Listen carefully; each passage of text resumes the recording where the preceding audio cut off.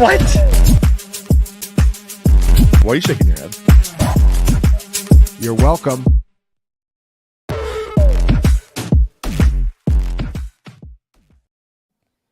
Hey guys, and welcome to the Week 10 edition of the Fantasy Points UFL Breakdown. I'm your host, Jake Tribby. I couldn't be happier to be back for Week 10, and I'm joined by my co-host, Millionaire Maker winner, and one of the greatest spring football DFS players ever, Neil Orfield. Neil, how's it going, man? It is going well. I've been all day refreshing my underdog. Made it to the finals in the playoff basketball, the dance on underdog. But I only have 4 players, so I'm really curious to see, what my odds are of being top 15, top 20. So I've been refreshing that all day and just realizing like they have no incentive to do it right now because the games don't start until like a week from now. So they're probably just not going to do it today. But I've just been refreshing all damn day. Excited for another week of UFL. Wish it was a more straightforward slate. I feel like this slate is kind of tough, to be honest, to analyze, but we'll do our best. Yeah, it's definitely a tricky slate. We actually just got some more info on this slate that I'll get to a little bit later. But before we go in, I did want to say last week was pretty good for me. Won a showdown and did really well on props and underdog stuff. So was really happy with that.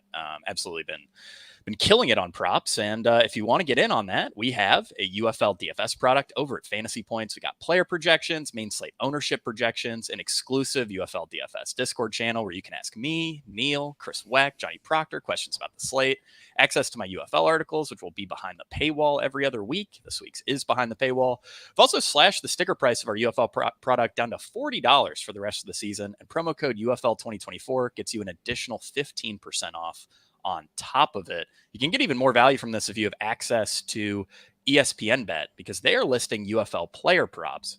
Menu surprisingly deep, and there are generally some pretty big discrepancies between these props and our projections, which makes for a great betting opportunity. I've already posted a handful of bets that I grabbed in our paywalled UFL DFS channel. We've been killing it on props this year, 24, 11, and 1 for plus 37% ROI. I also give some recommended bet sizings in there based on confidence. So I've been super happy with that. It's been great so far. But all right, getting into the first of the games this weekend, it's the Michigan Panthers at the Birmingham Stallions. Michigan is an 8-point underdog here. Total is 43.5. This game kicks off Saturday at 2 p.m. Eastern time, so that'll be when the slate locks. Personally, I don't see a ton of value on the total.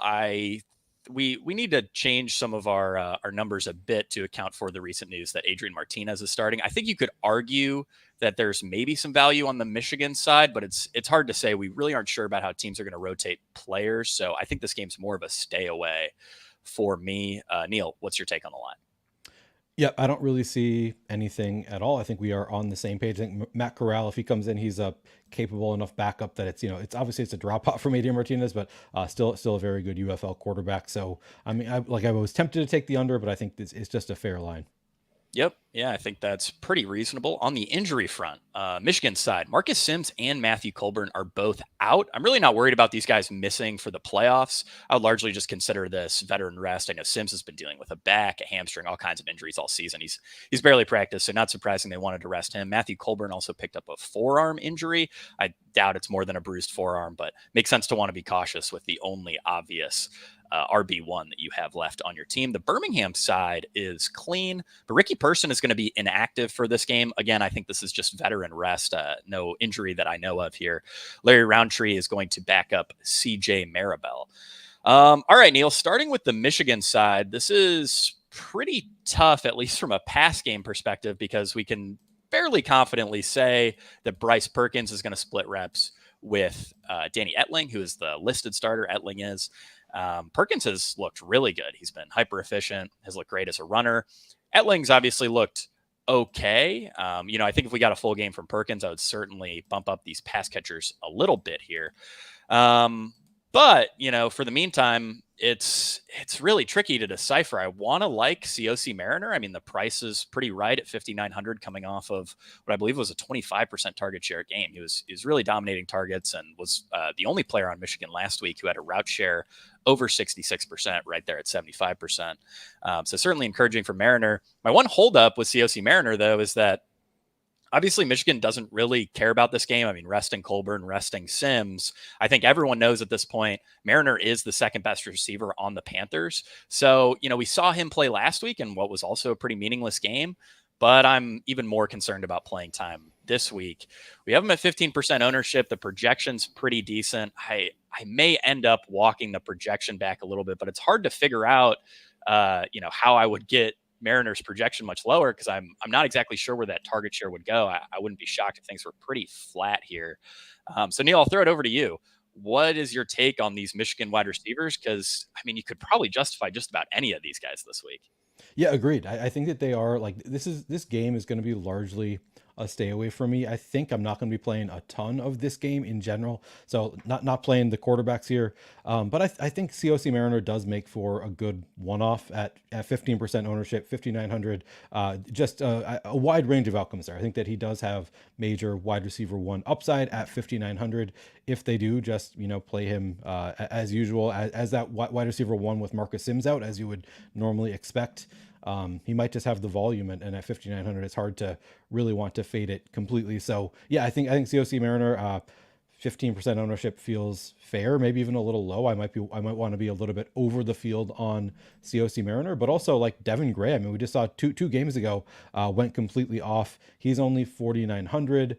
We're not projecting him for really any ownership. I think that he could be, the number 2 this week with Marcus Sims out. So maybe we can, consider playing a little bit of Devin Gray.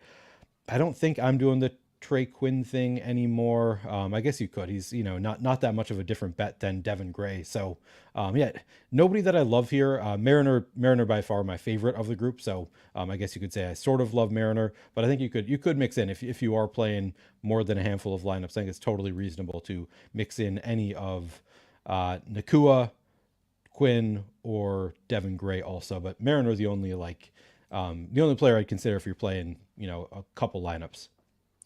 Yeah, I think that's fair. Nakua would pop as our next best value, but they are all viable. I even told Chris in our DMs this past week, I was like, maybe you could give a little bit more target share to Terry Wright. I thought Terry Wright got concussed on a kickoff last week, but that wasn't reported on the injury report from what I understand. So that's probably too thin, but you could justify it. Either way, I think we both agree these receivers are largely a guessing game. I think Nakua and Mariner would be the guys I feel safest with. But even then, you could really see it go any which way in terms of how they rotate.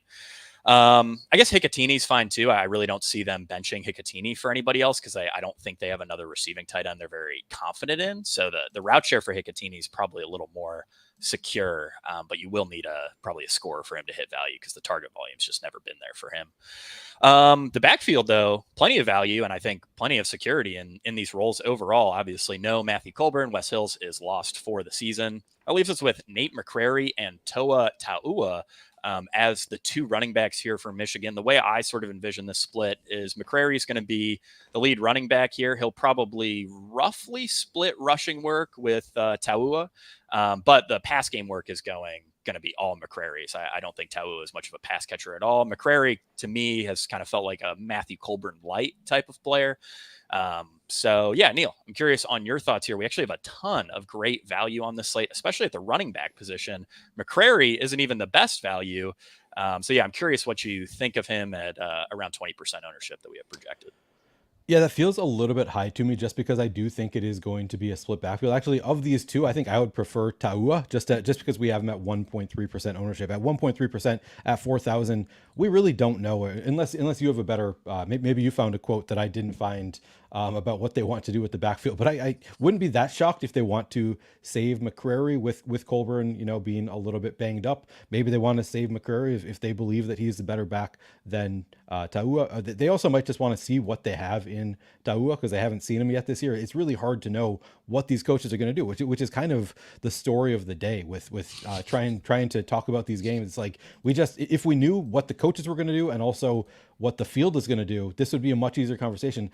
I feel like ownership projections this week are like, this could be the week that we are vastly off on the ownership projection, just because I think the field is very sharp at this point. People are still playing UFL right now. You're not getting a lot of casual players.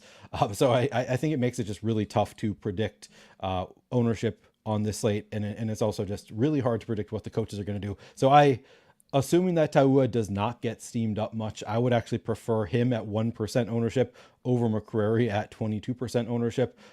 Neither of them, great in this matchup with Birmingham. It's not really a defense that you want to be. Let me double check myself here. Birmingham, actually, they've given up 128 yards per game over the past. Oh, that was just last week. Sorry.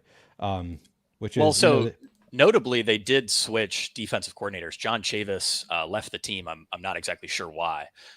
So they did switch defensive coordinators. So that could be, I mean, we don't have a big sample size on that at all, but that could be a bit of an issue for their defense moving forward. And maybe that could be a reason to load up on these running backs a little bit more. That is very interesting. Yeah, they've given up 109 rush yards per game over the past 3 weeks. So they have been, I think of them as being one of the better defenses in the league, but they recently not quite as good against the run.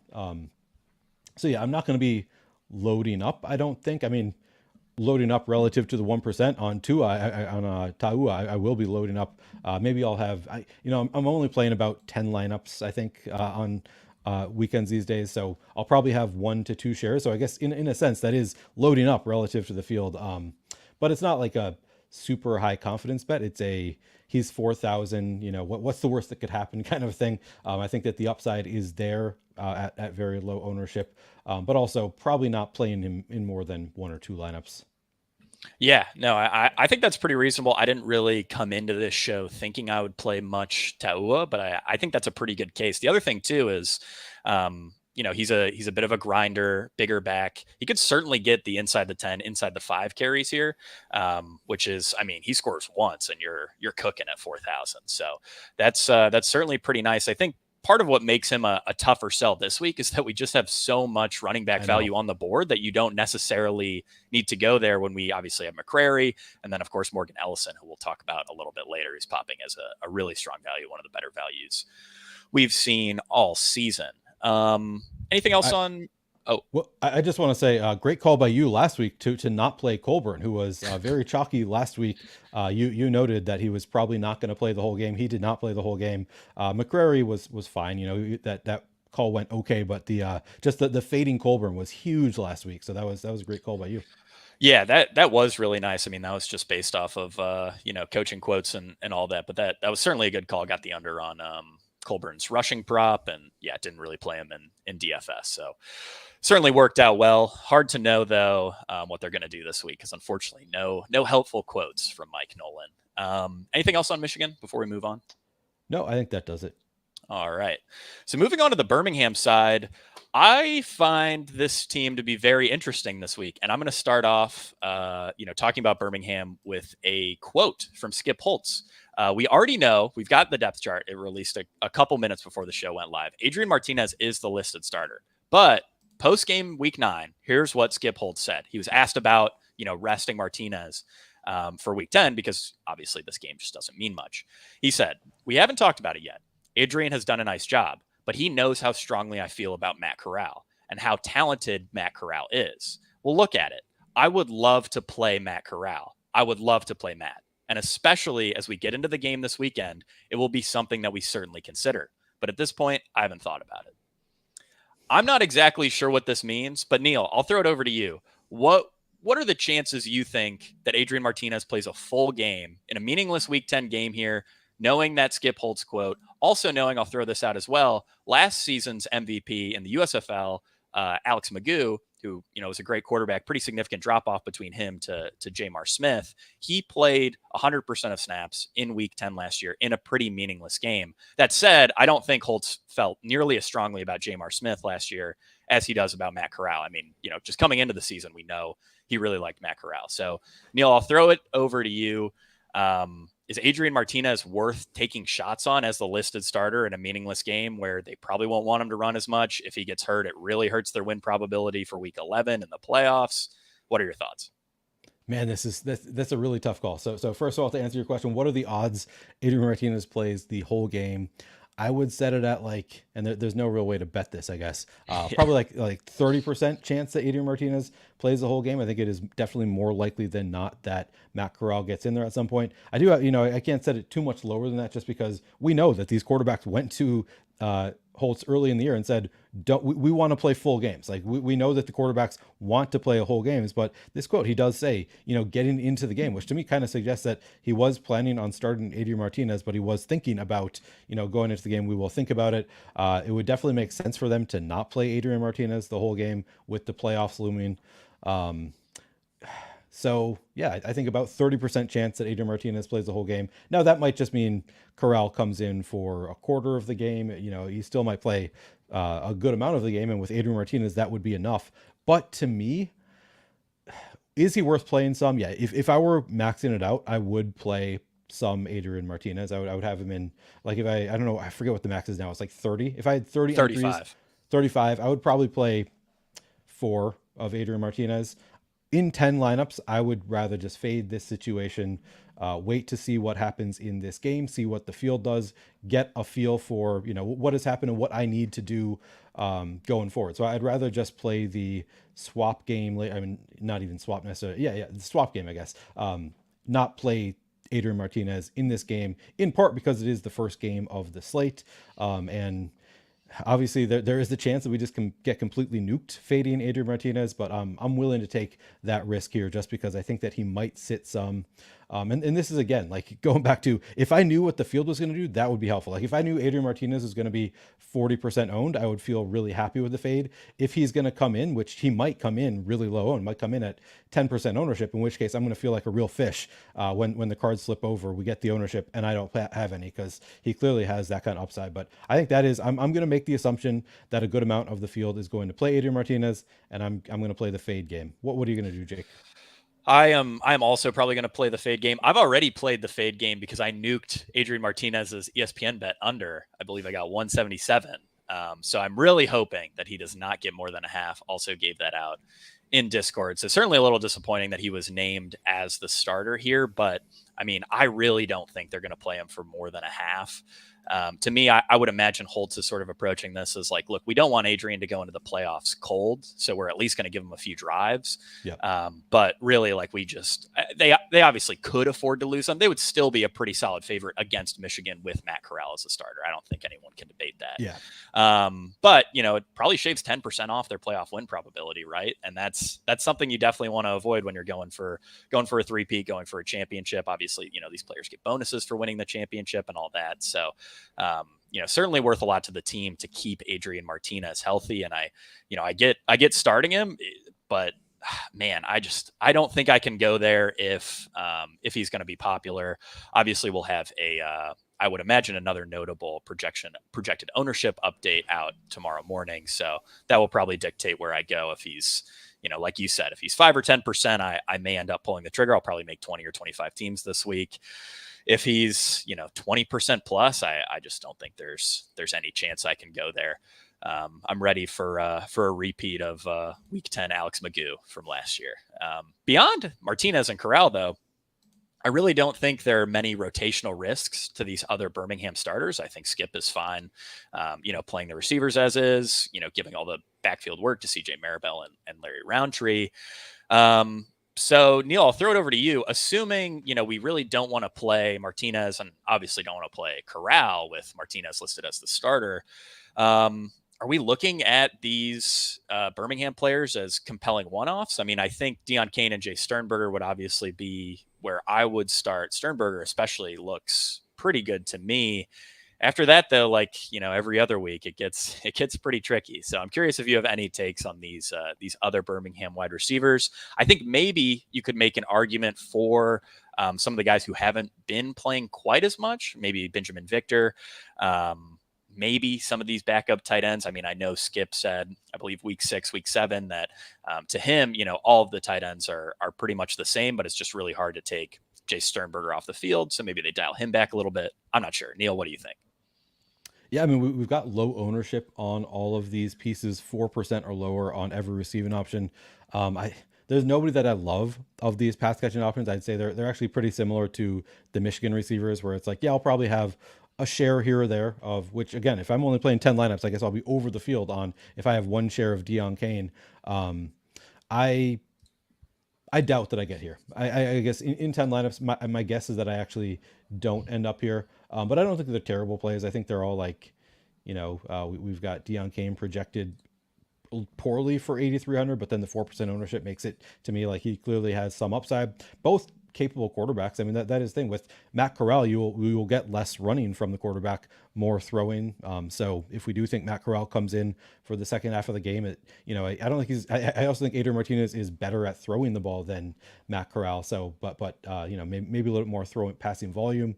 Man, it's a tough equation this week. My guess is that I don't end up here because I'm not playing the quarterbacks, and there are just other places I'd rather pay for receivers that are not with my stack. But I think they're fine one-offs.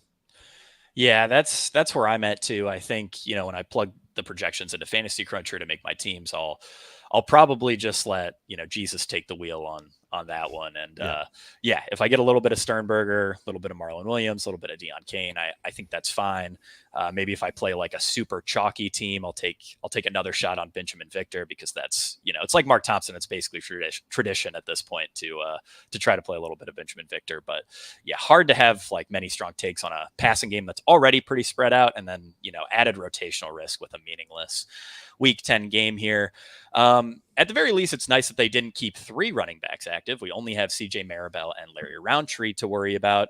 That said, I'm not exactly sure how they're going to split things up here. I mean, I think it's pretty clear Maribel is going to be the favorite for pass catching work, but what I was trying to figure out was inside the 10 carries, and I really do not have much of a lean here. The other tough part is in a normal week, Larry Roundtree at 5,300, we'd be a little tempted by that as a salary saving option. This week, though, I mean, we have Taua, we have McCrary, we have Morgan Ellison. I just don't see any reason to go to a guy like Larry Roundtree. So Neil, I'll throw it over to you here. What are your thoughts on this Birmingham backfield? Also, I just checked. These running backs are only separated by 10 pounds, so that probably doesn't help us determine goal line carries very much. Roundtree is a little denser, though, so there's that. I don't think I get to either of these guys in 10 lineups. So I think, again, I might have a few shares if I were maxing it out of Larry Roundtree. But this is a really, really tough Michigan defense against the run over the past 3 weeks. 69 yards per game against the run. Like it is tough to run on this Michigan defense. And I don't think that these guys have really shown us all that much so far, like to think that they're going to be able to break through this tough defense. So for me, it's probably a stay away. Now, the ownership here, what do we have? Yeah, 14% on Maribel, 3% on Roundtree. I mean, that's low ownership on Roundtree. You like that for a 5,300 running back, but I think I'm still just going to be taking my shots elsewhere. It's just such a tough spot here for these guys. It absolutely is. I think I'll have a little bit of Maribel, but man, it's tough with so many juicy running back options.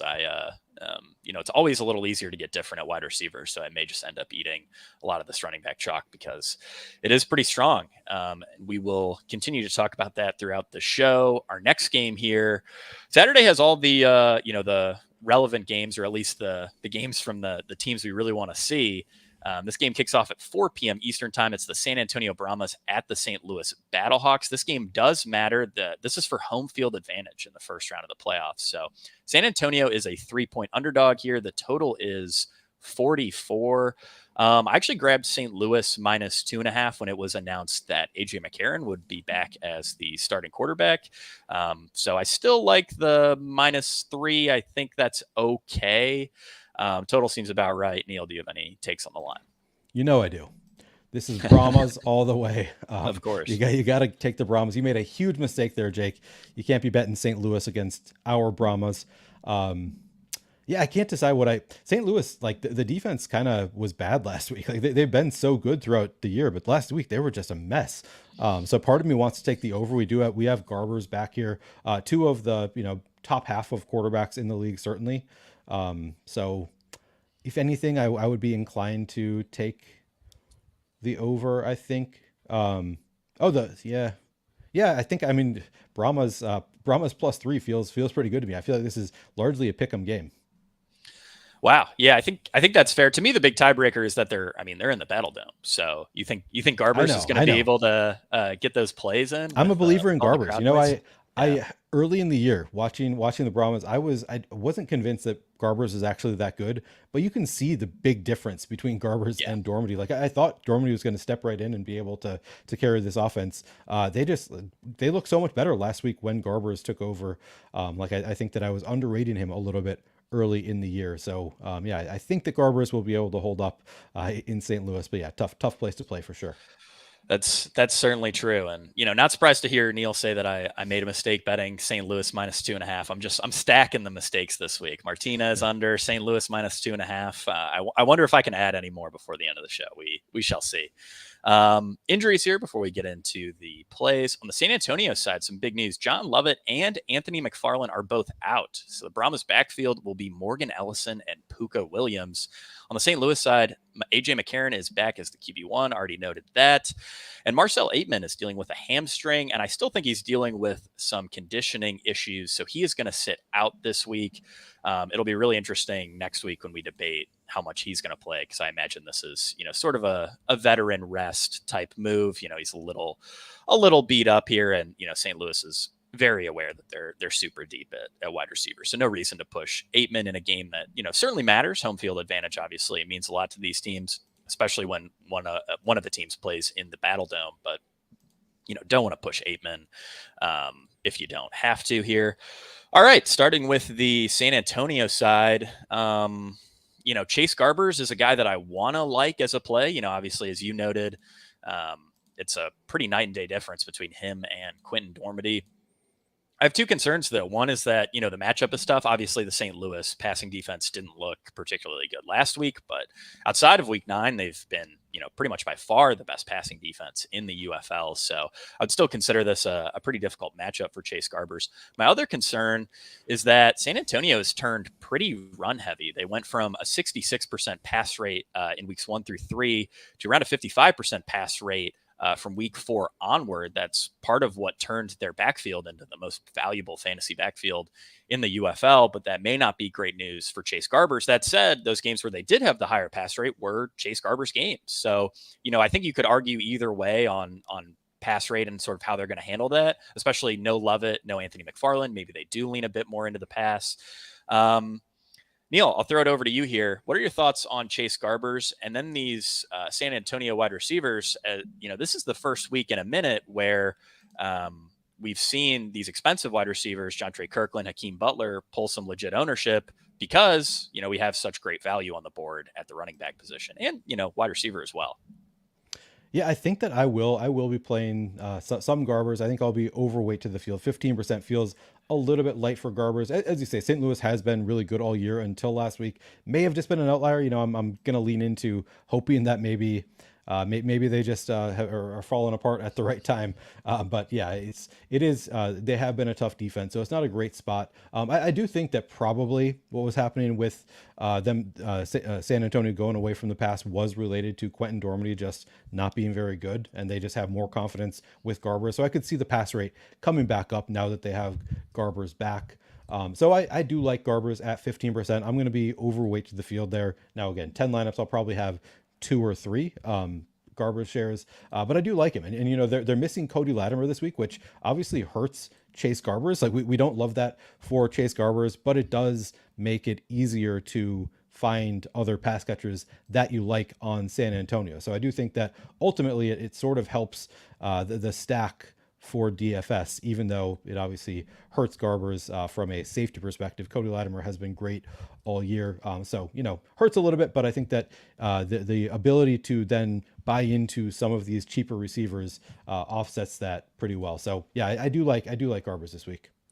Yeah, and for those wondering about, how did the Cody Latimer injury impact this offense? He got concussed around the 7-minute mark of the first quarter. Last week was a pretty gnarly hit. Wade Phillips was adamant that man should have been ejected. Apparently, blatant targeting is an ejectable offense in the UFL, and after watching it multiple times, I can't help but agree.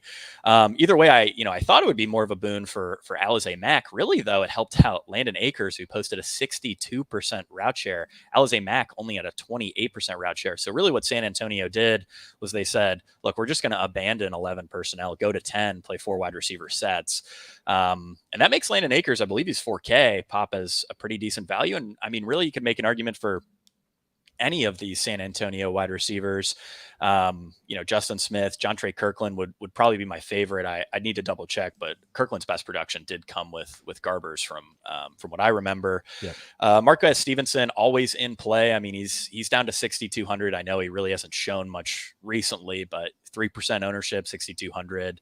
I could see myself getting there. And then obviously we'll talk about the backfield shortly, but it is important for me to note Puka Williams is 3,300. He's listed as a wide receiver. He's going to play running back this week, but he is listed as a wide receiver. So that's an interesting way to save salary. I think if you're playing, cash games, he's maybe not quite a must play, but he's getting close. Certainly right on the cash line. I do fear with Puka Williams the ceiling, because I think Morgan Ellison is just going to steal every carry inside the 10, inside the 5. Puka Williams weighs 170 pounds.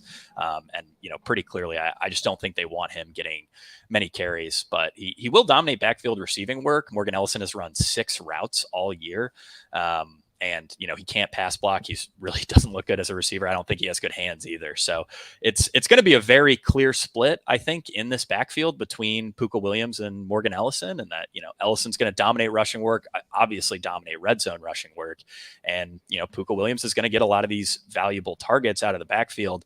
I actually noted in my article that the San Antonio backfield has averaged about 5.5 targets per game this year, which if treated as one player would be a fringe top 10 mark.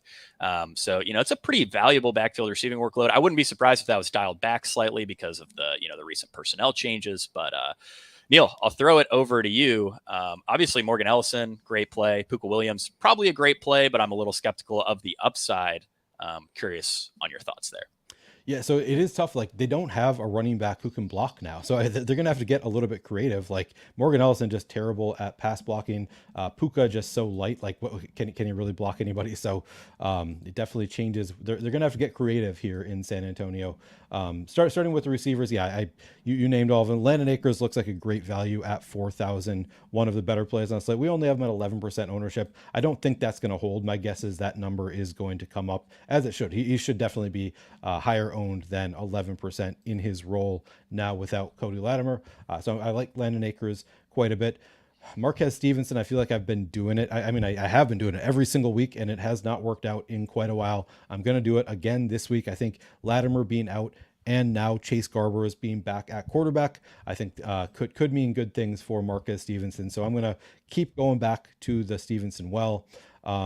Justin Smith, I mean, 5% ownership, 5,200. We were sort of speculating that maybe Quentin Dormady's big arm was kind of going to unlock Justin Smith. Didn't really. I think he had one good game in that whole stretch. But I still think he's in play as a guy who's just out there on every single play, running every single route at 5,200. I think Justin Smith is a fine but unexceptional play. Alize Mack, yeah, I mean, I don't know that his role actually changes much here. I think he's a fine play at 2,800 regardless. So I don't hate Alize Mack as a play at 2,800. Jontre Kirkland, obviously a great play. Like as you said, I think that his best weeks were with Chase Garbers. Chase Garbers being back definitely helps Jontre Kirkland. 9,500. I think that the price is right. 22% ownership, just fine to me. So I really do like this team with the receivers and Puka, 9.5% ownership. Yeah, he's so cheap that he doesn't need to do much, but also I think I agree with you that the upside is just not that huge for Puka. So maybe I'll have him in one of my lineups if I'm playing 10, which would be even with the field. I think I'm fine with that. Taking a shot, but I'm not going to be going overboard on Puka just because I don't really see a ton of upside. Maybe you can prove me wrong. And then, yeah, Ellison, I mean, obviously a great value. He's 5,800 going up against a tough defense in St. Louis, 108 rush yards per game over the past 3 weeks. I guess that's kind of middling. It's not like exceptional in terms of their rush defense over the past few weeks. Hard to know what San Antonio plans to do with Morgan Ellison, if they're just going to be throwing the ball a lot more this week. That's kind of what I'm anticipating, that they're going to be just throwing the ball a lot. So I think I'll probably end up underweight to Ellison, to be honest. I'm just going to be there are other running backs that I prefer just because of the 50% ownership, but it's hard to argue with. He's going to have a big role and he's cheap. So like, yeah, he's a very solid, like he's an obvious cash game play. But for GPPs, I'm just going to bet on San Antonio throwing the ball more now that they don't have their two starting running backs and they have their starting quarterback back. I think they're just going to be leaning into the passing game. So that is the way I'm playing it here, but hard to really argue that he's over owned at 49%. Yeah, I mean, only 5,800 in the league's most valuable backfield by weighted opportunity. In what I would consider an above average matchup, I do think the the St. Louis defense is a bit of a run funnel because they are so strong against the pass. So, and I mean, inside the 20, inside the 10 carries could not be more secure for Morgan Ellison right here. His only threat is Chase Garbers. Puka Williams is not of concern unless Morgan Ellison ends up getting hurt. One thought that I just had on Alizé Mack was maybe with a week's worth of preparation, they'll actually give him some reps at running back as like a pass blocker. Yeah, I was thinking, when they say it's 3rd and 8 or whatever, they go 1 personnel, 4 wide receivers, 1 tight end, and they let Alizé Mack, he is a good pass blocker. That's why he's out there, is to block for the most part. I mean, he was rotating in for Latimer on obvious rushing plays throughout the entire season. So I wouldn't be shocked if they used him out of the backfield a little bit. 2,800 though, I guess it's cheap enough that you could take a shot on him, but there's so much value on the board. I really don't see much of a reason to get down there. I mean, you can pay 500 more and get a guy who's actually, guaranteed at least a few receptions in Puka Williams. Right. So it does feel pretty thin, but for Showdown, it's certainly something I'll look at. Anything else on San Antonio? I feel like we've covered most of this. Yeah, I think we have covered San Antonio pretty well. Alrighty, moving on to St. Louis here. AJ McCarron obviously is back this week. I feel very neutral about McCarron. It's a tougher week for quarterbacks. I really like Teamu and Luis Perez, who we'll talk about a little bit later. The quarterback with the best matchup would be, the Houston quarterbacks. The problem is there's 2 of them. So I imagine I will be getting to some McCarron this week. I mean, I certainly don't want to full fade him. But it is a little tough. I'm more tempted, honestly, by these St. Louis wide receivers than I am by McCarron at middling ownership. We have him around 10% right now. I think, there may be a bit of a lag between the field realizing AJ McCarron's back and really, applying that to the ownership of these wide receivers. I noted in my article this past week that, you could really make an argument that any of these guys are pretty strong plays. Hakeem Butler averaged 29 DraftKings fantasy points per game in his last 3 games with AJ McCarron. Ja'Cory Pearson, 8,500. Obviously a bit of an overpricing there, but he still averaged 6.5 targets per game with McCarron. That would rank 7th best among all players over the full season. Darius Shepard hasn't done anything, but he earned a 91% route share in the 2 games Marcel Aitman missed. Obviously, Marcel Aitman is out this week. And then Stephen Mitchell is, pretty clearly the best value among the group. He's second on the team in both route share and target share over the last 3 weeks. And obviously he'll have a more accurate quarterback throwing in passes. So that certainly means more. Neil, I'll throw it over to you. Do you have any strong thoughts on McCarron or these pass catchers? Because to me, it's more of a mix and match type scenario. I'll play a little bit of McCarron double stacks, and then I'll just be working these wide receivers in my lineups depending on, salary constraints. Yeah, I think that sounds right. San Antonio is just a really, really tough really tough defense overall, only giving up 231 total yards per game over the past 3 weeks, only 156 passing yards per game over the past 3 weeks, second best in the league. It's a very tough spot for St. Louis, but obviously it's a very good offense. So I am willing to mix and match these guys. What do we have the ownership? We have McCarron at 11%. Yeah, hard not to want to play some McCarron at 11%. I'm sure my guess is that I'll be at one McCarron share in my 10 lineups is probably, so I'll be, just short of the field there. I think that he is a player that I want to make a bet on. He's just a talented quarterback in the UFL, can get there any given weekend. And as you say, I think all of these receivers, I don't know who I would choose for. If I'm just playing one lineup, it's really hard to make a case against Hakeem Butler being in there, other than, he is the highest owned. He is projected for 16% ownership, but he's, outside of last week, he's just been very, very good, very consistent in recent weeks. So hard not to love Butler. Pearson, to me, is interesting. Even at 59% route share last week, he just gets targeted a ton. Like he's never been a full-time player. He's never been running 100% of routes, but he still has weeks where he gets 10 targets even in limited route share. So I like him, like his PPR upside. He's only 8,500. Steven Mitchell, as you said, 4,800, 85% route share last week. Now has AJ McCarron. You made a great call there.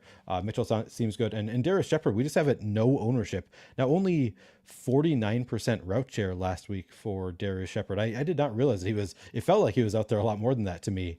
But yeah, only 49% route share is a little bit tough at 6,400 to really want to buy in there. So I'm probably not going to go there this week. I've been going there to Darius Shepard, but yeah, 49% at 6,400. That's a tough bet to make.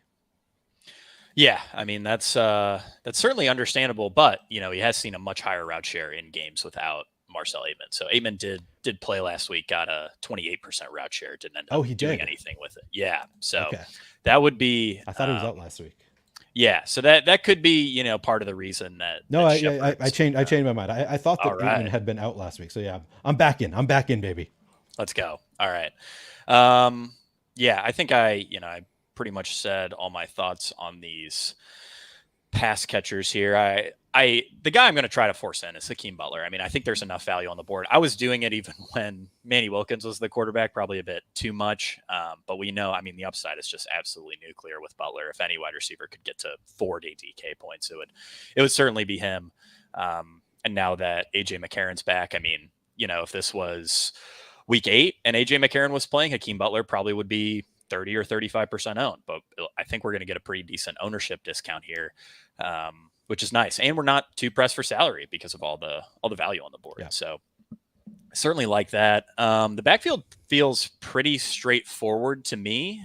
Jacob Sailors is maybe going to take a bit of a hit to rushing efficiency now that Manny Wilkins is out, but AJ McCarron does target running backs out of the backfield at a 4% higher rate, and he should improve overall offensive efficiency. So I think this is slightly good for Jacob Sailor's fantasy prospects.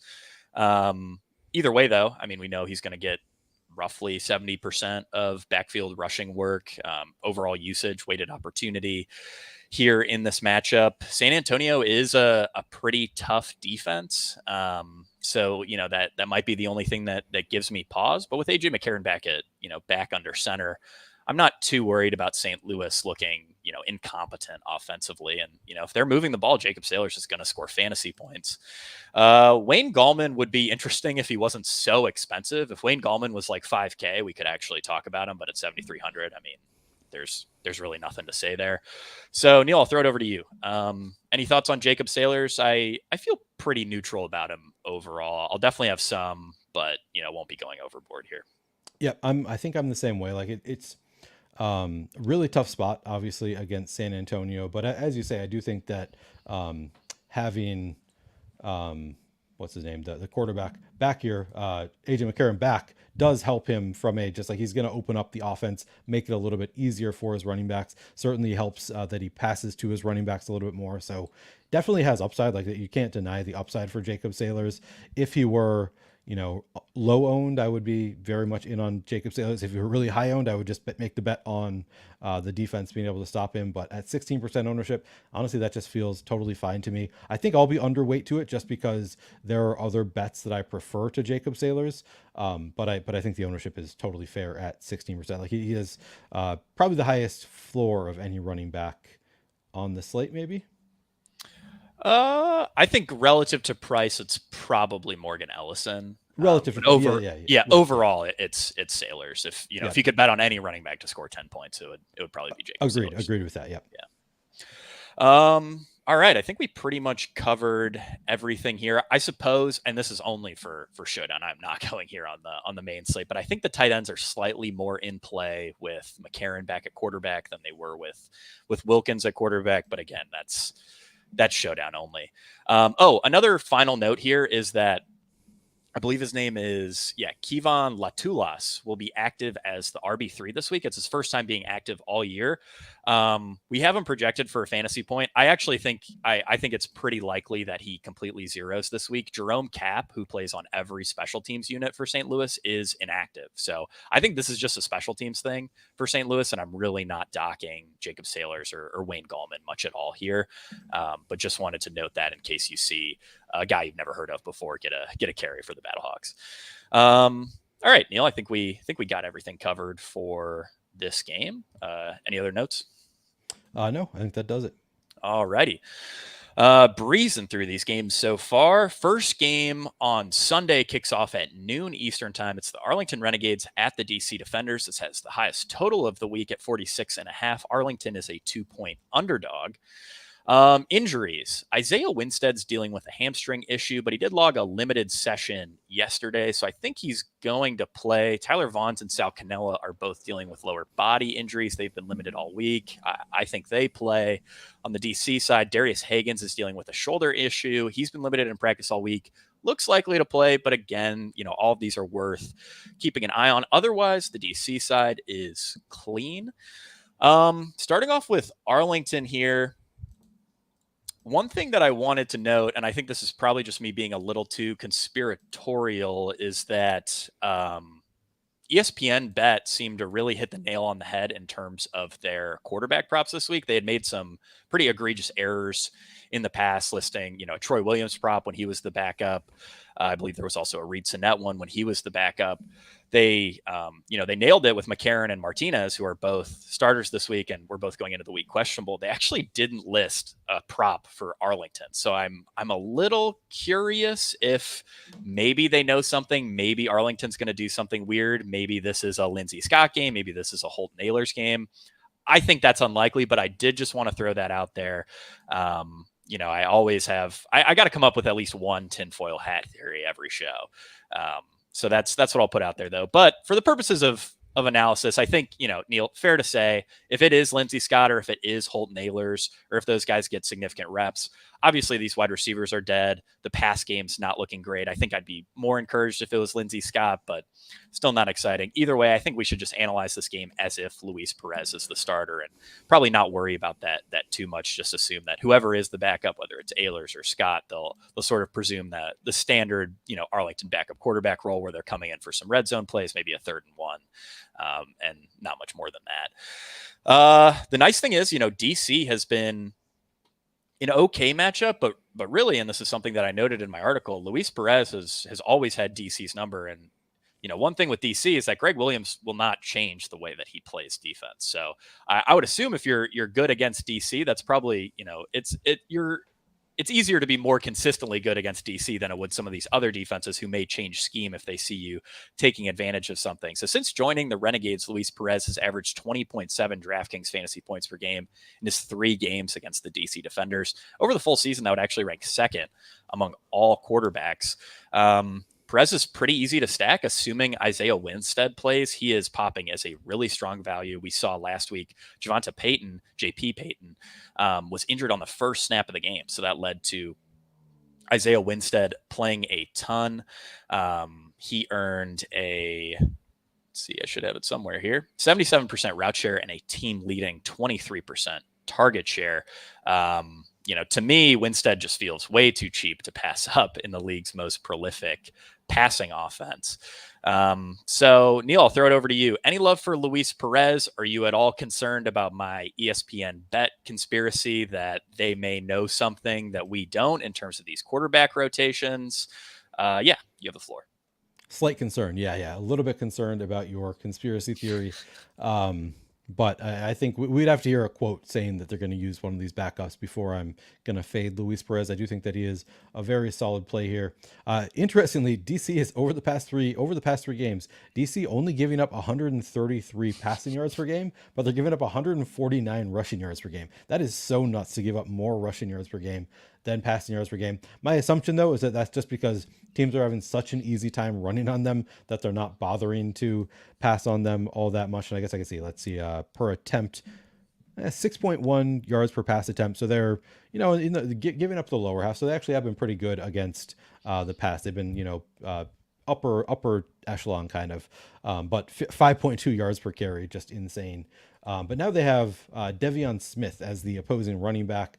I kind of think Arlington is going to be passing the ball a little bit more than other teams will, just because Devion Smith might not be able to get it done. So I do like Luis Perez a bit. We have Luis Perez 14% ownership. Yeah, I think I'm going to have 1 to 2 shares in 10. Like I'm not taking a huge stand on Luis Perez. I actually prefer the other side of the game. I'd rather go to Teamu than Luis Perez, but Perez, he's been pretty damn good. Doesn't do much on the ground.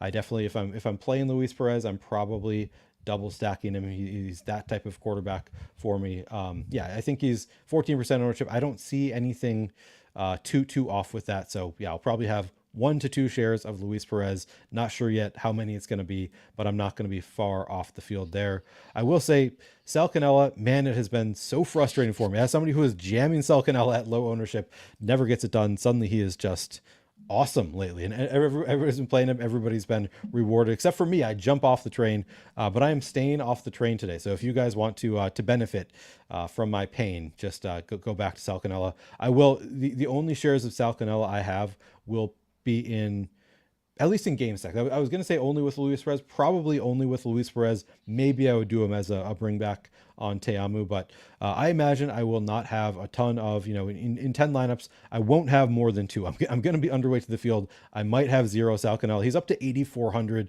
It's generally been, he has been targeted a fair amount.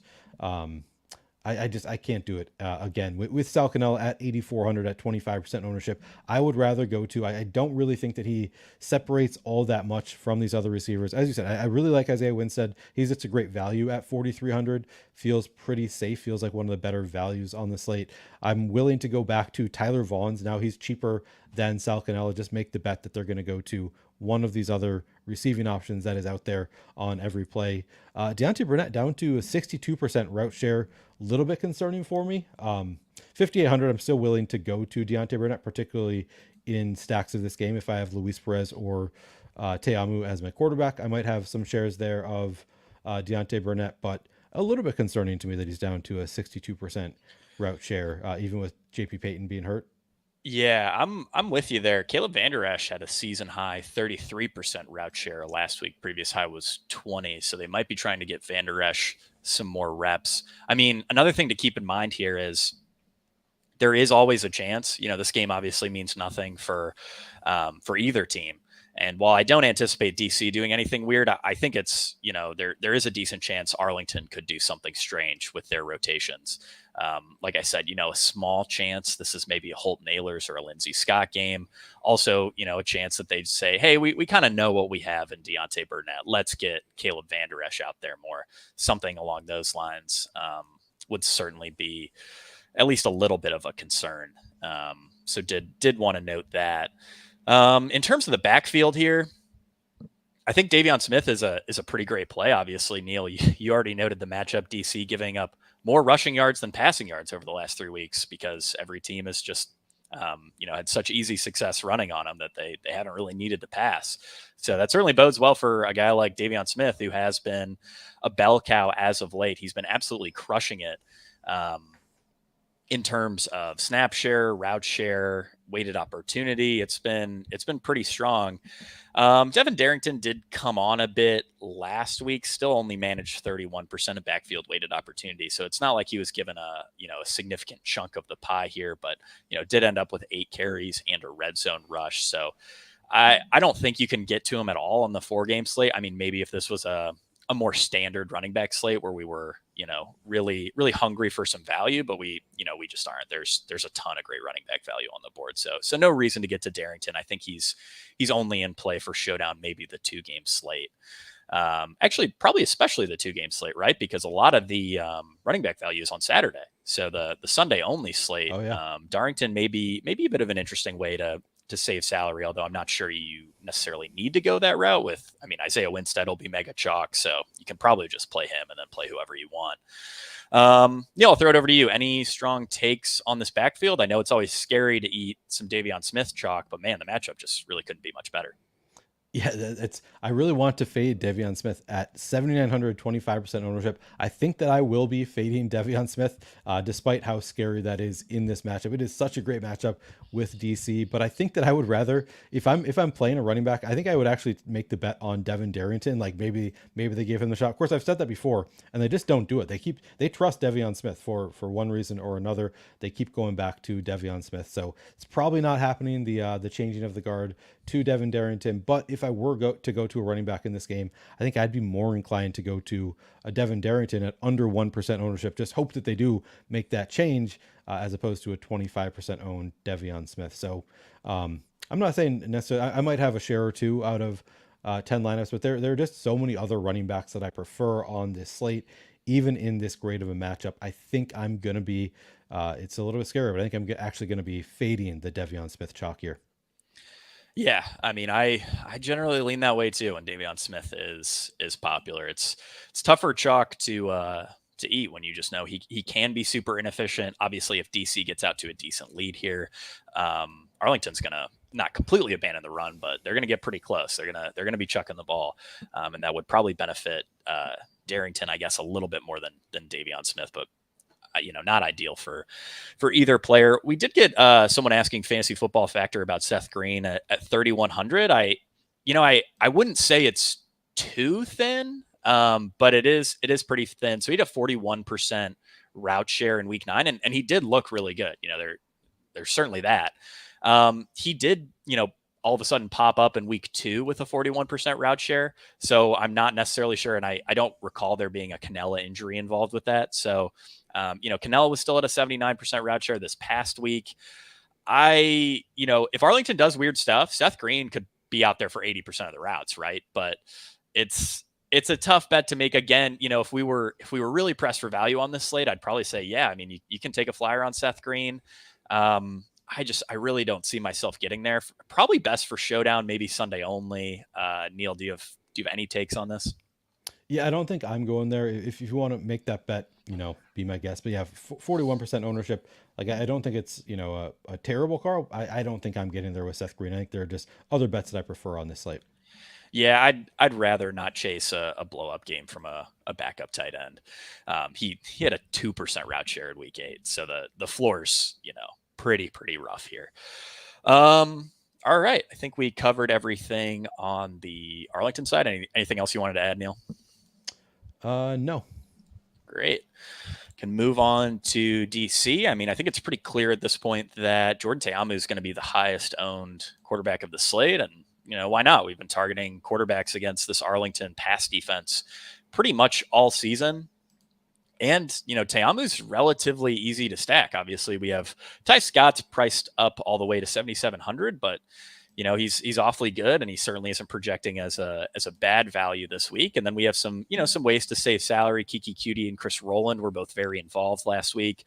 Rowland's at 5,300. Cutie is at 6K. So, they're both fine. They actually right now are the exact same in terms of projected point per dollar value in our projections. And then Brandon Smith, I got duped last week. They listed Vincent Smith as a starter. I thought that meant something. It basically didn't. Brandon Smith still had the edge in route share and obviously target share.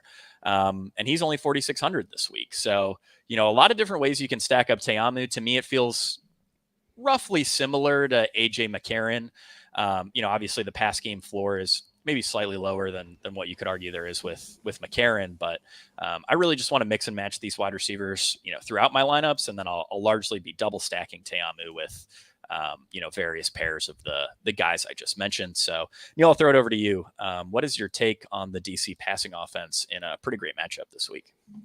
Yeah, it's a tough one for me because I really do want to play Ta'amu. I think Ta'amu is a great play, 9,800, just a little bit cheaper than I think he should be in this matchup.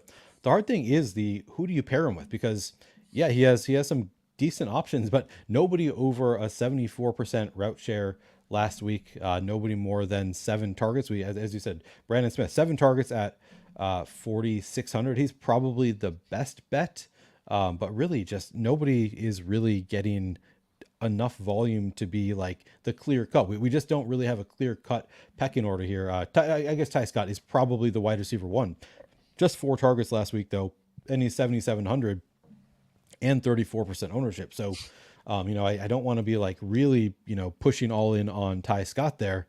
Man, I don't know who I want to pair with Jordan Ta'amu. My guess is that I play 3 shares of Jordan Ta'amu and kind of mix and match these receivers. I'll probably have Ty Scott in one of those 3.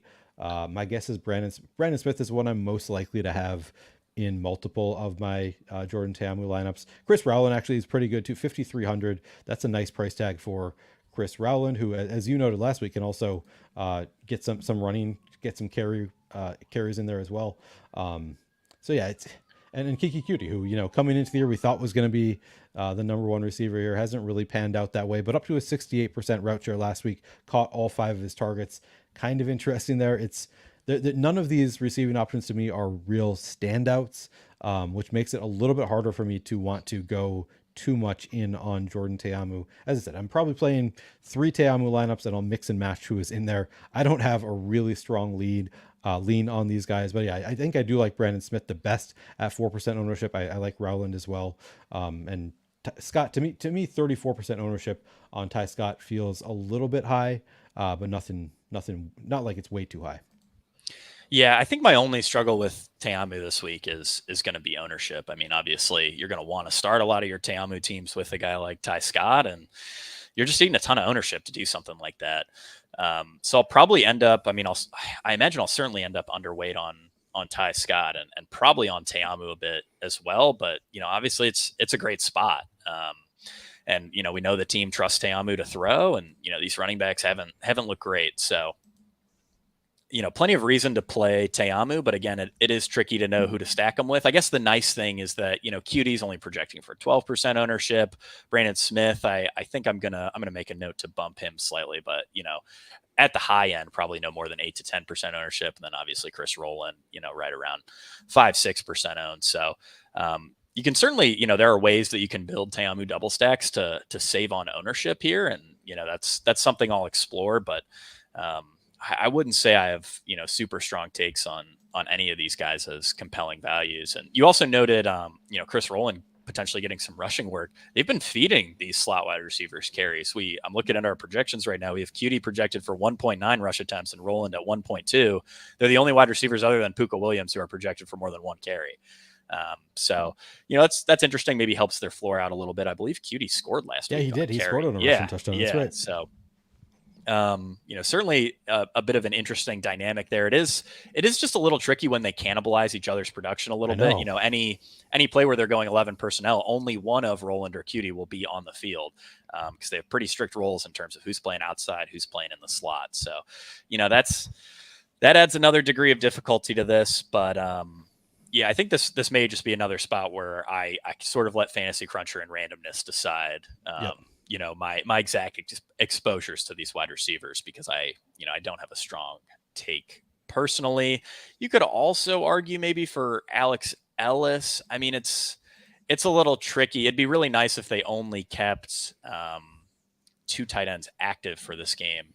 Obviously, Bradley Moore McKinney got brought back this past week, and they went with 3 tight ends last week. So I think that's more of a showdown 2-game slate type play. Yeah. I'd rather just dive into these wide receivers because, I mean, we've seen ceiling games from these tight ends, and it's only 13, 14, 15 DK points, and that's not going to move the needle a ton for you in the bigger GPPs on the main slate.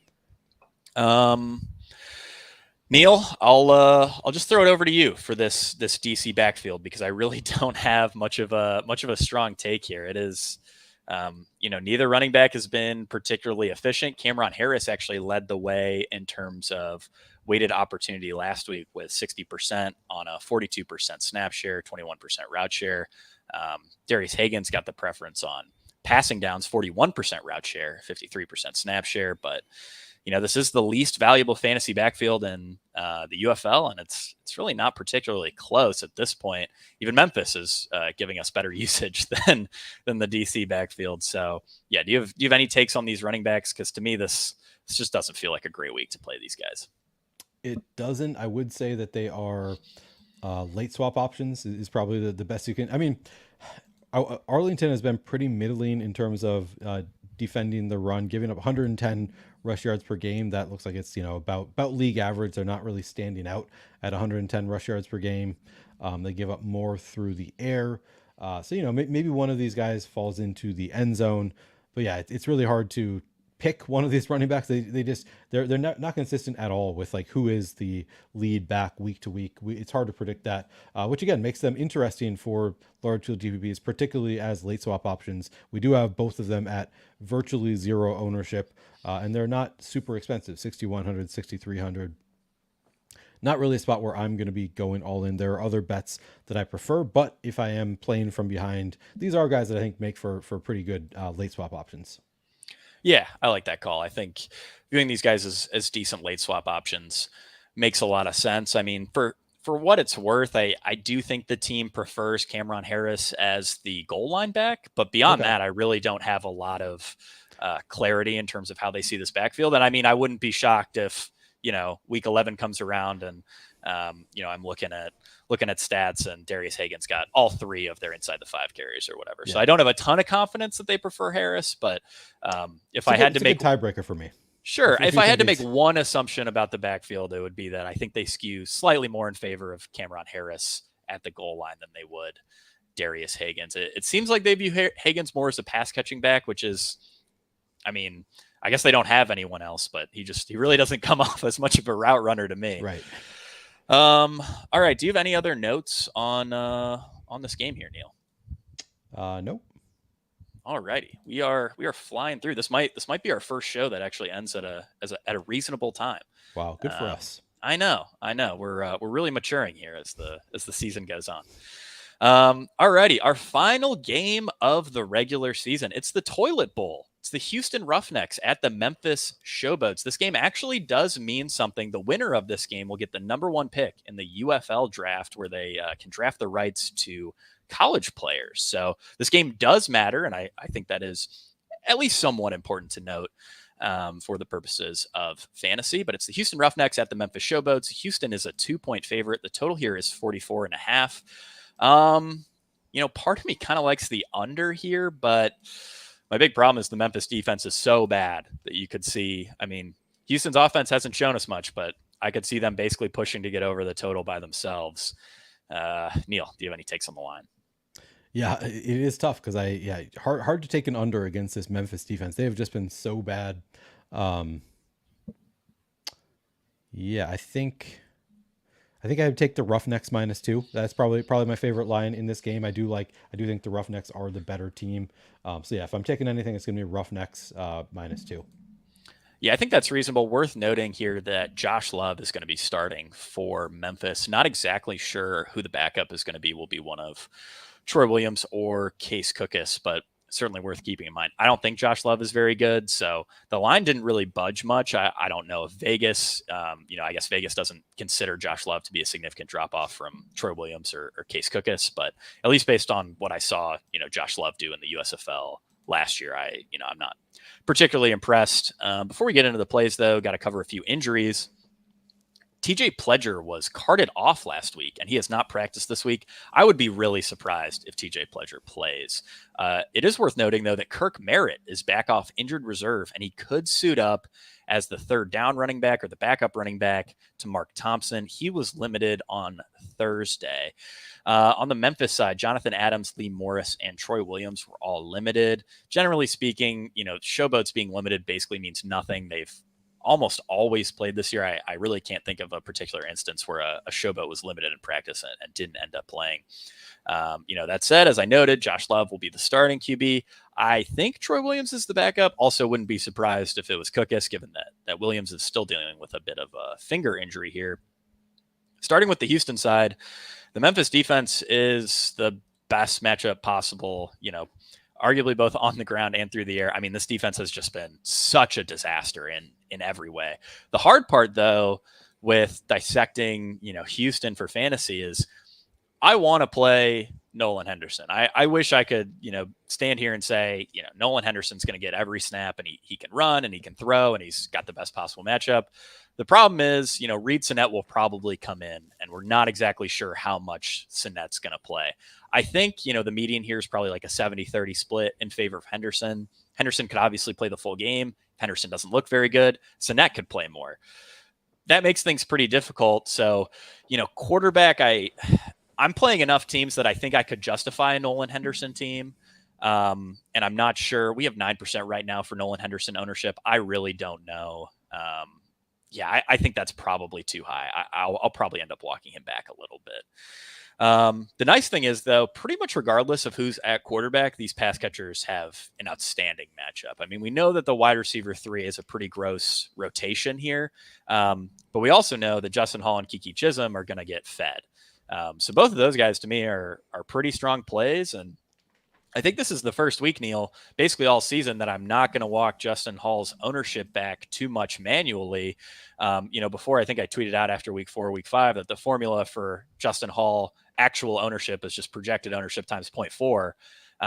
This week, we have the salary to pay up for him. He's coming off a week where he just broke the slate. I think people are actually going to be willing to click Justin Hall this week. So I'll throw it over to you. Any thoughts on, ownership here? Because, obviously Hall, Chisholm, they're going to be fairly popular. Any takes on this passing game? Will you be brave enough to play Nolan Henderson, Neil? I don't think I'm playing the quarterbacks here. It is an interesting. He is the quarterback that I would play, obviously, if I were going to play one of these Houston quarterbacks. But no, I don't think I'm going to go there. I'm just going to bet on the quarterbacks that I'm expecting to play the whole game. So yeah, probably not going there with Nolan Henderson. I guess maybe he would be an interesting late swap option. Like if you really need to switch things up on Sunday, that would be where you play your Nolan Henderson. But I don't think I'm going there. At least not going in planning to play him. Justin Hall, 32% ownership. I will probably be underweight to the field there, would be my guess. I'll be just a little bit, just because he is 8,800, but he's been damn good. 11 targets last week. Hard to argue with the role, 95% route share. Hard to argue with the matchup. Like, there are so many things going for Justin Hall, but I'm not sure that, I'm not really a believer in these quarterbacks. So I don't think I'm going to be, my guess is that I end up a little bit underweight to Justin Hall. I do like Kiki Chisholm also, 6,600, a little bit cheaper, also gets a little bit of an ownership discount. I do like Kiki Chisholm. So I'll probably be slightly underweight to both Hall and Chisholm. I think that they're both perfectly good plays. I think this is a great matchup for both of them. I don't think I'm playing any other receivers from Houston. If I were going to play somebody, I guess it would probably be Anthony Ratliff-Williams at 3,400, 62% route share last week. You do like that. Got a few targets. You can make an argument for Anthony Ratliff-Williams. Yeah, actually, I might play a share of Anthony Ratliff-Williams just because we have met no ownership and he's 3,400. I think that he is in play at zero ownership in this matchup. He's probably the one that I'm most willing to take a dart throw on. But yeah, for the most part, probably going to be underweight to these receivers.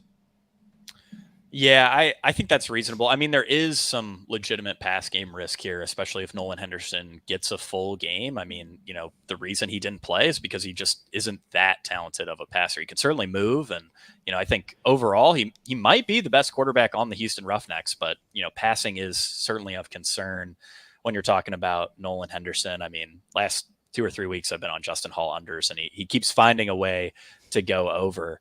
And he is just so talented that it's not tremendously difficult for a guy like him to break the slate. But I think I'm with you. I'll probably be under on Justin Hall. Chisholm, I'm okay with, might come in a little underweight there. I don't think I can touch these other pass catchers for Houston. I guess Ratliff-Williams is cheap enough that he projects okay, but you could say the same thing about Anthony Butler. Emmanuel Butler, who's only 3,500. It feels super thin on a slate that's, just has a ton of value. So that's probably my biggest problem. It will be super interesting to me, moving on to the backfield, to see who ends up being the RB2 for Houston. Could be TJ Pledger. I think that's very unlikely. Could be Ezra Gray, and also could be Kirk Merritt. So, pretty big variety there. Regardless, assuming it's not Pledger, I think Mark Thompson soaks up a ton of rushing work here. And, the matchup is obviously fantastic. And this is one of the few games where we could say, hey, Houston could actually get out to a pretty big lead here, and it could just be the Mark Thompson show. Neil, this is our last chance to lose money on Mark Thompson. So I'll throw it over to you. Are you ready to do it again? I'm going to lose all the money on Mark Let's Thompson. go. Yeah, I've been saying throughout the show, I'm going to be underweight on this running back, underweight on this running back. And the reason is because I'm going to be slamming Mark Thompson into my lineups once again. This is just such a great spot for Mark Thompson. Memphis giving up 147 rush yards per game. Mark Thompson, we believe in the talent. I think that he probably finally gets the opportunity here in a game that they need to win to get that number 1 pick. So yeah, I'm very much in on Mark Thompson. We have him at 18% ownership. That's not nearly enough for me. I think Mark Thompson, I'd be overweight to Mark Thompson probably if he was at 30% ownership. I just really believe in the spot, believe in the talent, believe in the role, everything. Wheels up for Mark Thompson. So I'm going to lose my money on Mark Thompson again this week. I love to hear that. And that's another like part of the case for Mark Thompson is obviously the matchup's great. Obviously he could have game script in his favor, but with the way this slate shakes out in terms of running backs, he's just not going to be that popular. You rewind 4 or 5 weeks, Mark Thompson in this spot would have been like 40% owned, assuming we, had a Curtis Johnson quote telling us he'd get 20 to 25 touches, or if we knew, TJ Pledger was going to miss here. But in week 9, Mark Thompson had, 91% of backfield weighted opportunity. That is a little skewed because, of course, TJ Pledger left the game very early. But I wouldn't be shocked if they said, hey, the backups, if the backup's Kirk Merritt, I will have to dock Thompson for some receiving work because Merritt is a really good receiver. Yeah. So that would be, I think worst case is pretty clearly Pledger being the backup. Second worst is Kirk Merritt. And even then, I still really want to play Thompson. If it's Pledger, I would back off a little bit because Pledger will steal some rushing work, but I would be really surprised if it ended up being Pledger. And then if it's Ezra Gray, it is like full wheels up. Like Mark Thompson might actually play every snap. Another thing that I was considering, I'm putting on my tinfoil hat again. Mark Thompson, he's a bit of a head case. He's been tweeting throughout the season about maybe retiring, some other strange tweets. Maybe Curtis Johnson is like, hey, the only way I can make sure Mark Thompson is on this team next year is if I give him like 30 carries to finish off the year. And then he'll say, oh, wasn't too bad of a season. I can do this again next year. So just a quick little conspiratorial note from me, but really, it feels like the stars are sort of aligning here for Mark Thompson. And at the very least, Neil, we have to carry on the tradition of losing money on this guy. I feel like this is a win-win. That's the most important thing. We just need to continue losing money on Mark Thompson. It is a weekly tradition, unlike any other. Exactly. Yeah. It's perfect for the brand. And if it works out, we win a bunch of money. So definitely good stuff there. I did hit some Mark Thompson rushing props. I'm hoping those make up for my egregious miss on Adrian Martinez, who we'll see how much he plays, but please play Matt Corral, Skip, please. I'm begging you. All right. I think I almost forgot about the Memphis Showboats. They are a bit forgettable, so please don't blame me too much for that one. Obviously, Memphis will be quarterbacked by Josh Love. I do think overall this hurts the passing game. I also think I thought it was pretty interesting when I crunched our numbers. This is the first week since week 1, I believe, that Dawood Davis is not the highest projected wide receiver for us on Memphis. We actually have Vinny Papali right there. Obviously, Dawood's still projecting pretty okay. And then Jonathan Adams is stealing a good amount of target share after he looked pretty solid last week. So Surratt still seems kind of dead to me. I don't know. I have a pretty tough time getting behind this passing game, but I do think if you are targeting Memphis, I'd much rather go with the passing game than the rushing game. Houston run defense. The one good thing you can say about the Houston Roughnecks is that their run defense has been very strong all season, and certainly with a hyper inefficient back like Darius Victor, I'm not overly excited. But yeah, Neil, I'll throw it over to you. Any hope for Josh Love here? He's starting, and we've seen over and over and over again, the starting Memphis quarterback is either getting benched or getting hurt. I don't think in an individual game that the benching risk is particularly high, but it just keeps shaking out that the Memphis offense can't do anything. And John DeFilippo, obviously pretty willing to just go to the backup to see if he can change things here. So yeah, any interest in Josh Love or these receivers before we talk about Darius Victor? No, I don't think I'm going to Josh Love. 8,600, I guess you could make a case for it, but I don't think that I'm going there here against Houston. Just a pretty decent defense. They've actually been worse against the run recently than they had been early in the year. Just looking at the last few games, 115 rush yards per game over the past 3. So I guess they're, not quite as great as they had been early in the year against the run, and under 200 yards per game through the air in the past 3 weeks is the Houston run defense. So not a great spot for Josh Love. We don't really believe in the talent. Dawood Davis, I'll probably be underweight to the 23% again because I'm not playing the quarterback. I just end up usually underweight to most of the receivers where I'm not playing the quarterback. So probably underweight to Dawood Davis. Probably underweight. 27% Vinny Papale. He's 91% route share last week. Did have 6 targets. I think I would once again go back to the well with Jonathan Adams if I'm playing one of these receivers. He's probably the one that I'm most likely to go back to just because he is the one that is under 10% projected ownership and 96%, like leads the team in route share once again last week, gets the lower ownership than Dawood and Vinny Papale. So he's probably my favorite of the 3 for a large field GPP, but probably not playing a ton of this team in general. I would... there's other spots that I'd rather go than this Memphis passing game. Yeah, that is that's certainly understandable. I think 27% owned Vinny Papale with Josh Love at quarterback. That does feel like one of the easier fades on the slate to me. Papale's also run pretty incredible in the red zone. That said, he also easily leads the team in red zone targets with 10. So the fact that he's converted a lot of those into touchdowns, but maybe they do view him as a pretty clear red zone threat here. I think I'd rather buy low.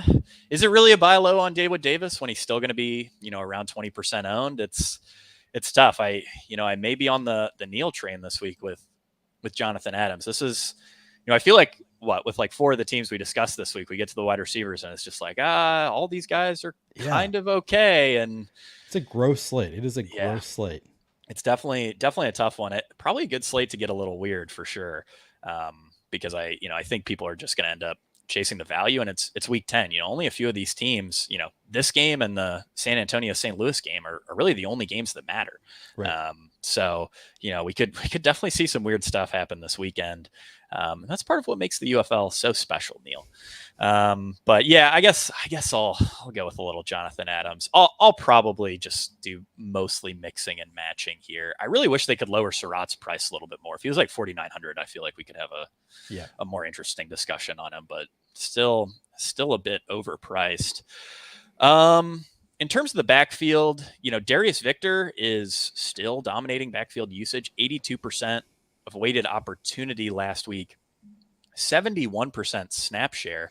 What was interesting was only a 35% route share. They went with Titus Swen a bit more as a third down back, just didn't have many running back routes in general. I think Josh Love is a little bit better than Troy Williams in terms of, checking it down. Probably we don't have a great sample size for me to say that definitively. Again, Houston's run defense, as Neil noted, not great over the last 3 weeks, but still one of the better run defenses in the UFL. It's tough for me to get to Darius Victor when there just is a lot of good running back value on the board. The nice thing with Victor, though, is that we're really not too worried about ownership. I think he probably comes in 5, 6, 7%. I believe we have 6 right now. So, do you have any interest, Neil, in Darius Victor here? I don't think so. Again, he's a player that if I were playing, maxing out 35 lamps, I would have some shares of Darius Victor. I don't think I'm going to get there in mind. I think I'm just going to, lean into the bets that I'm making on Mark Thompson. So probably not getting into Darius Victor.